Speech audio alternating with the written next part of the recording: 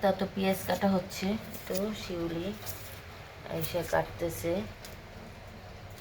তো কেন এত পেঁয়াজ কাটতেছি জানতে হলে দেখতে হবে পুরো ভিডিও।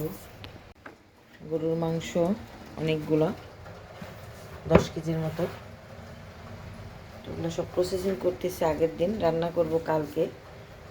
এত রান্না কেন জিনিস দেখায় দেখুন দর্শক, কত যে বড়। এটার ওজন তো মনে হয় একটা আদা।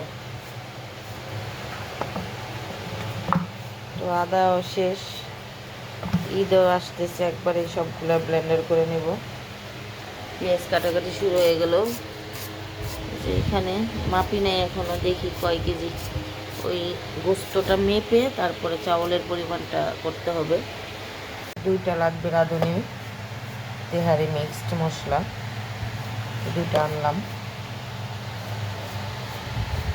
এখানে তেল ছিল না, টমেটো না সরি লেবু, শসা, ধনিয়া পাতাও ছিল না, তাই আনাই নিলাম।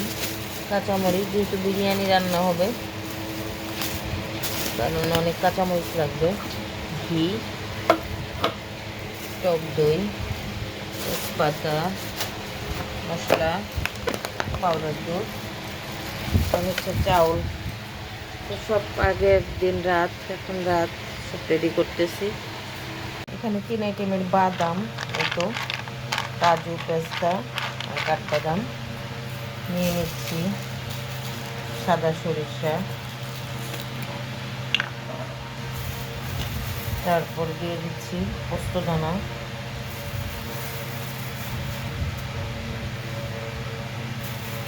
কিছুই ছিল না, জিরাও ভেজে নিচ্ছি। ঈদের জন্য একবারে ভেজে নিলাম, ভেজে পাকি করে নেব। তো এইখানে যে বাদামগুলো, এতগুলো লাগবে না। এই যে রোস্ট রান্না করবো বা একটু বিরিয়ানি রান্না করলে লাগবে, সেজন্য একটু বেশি করিয়ে নিলাম।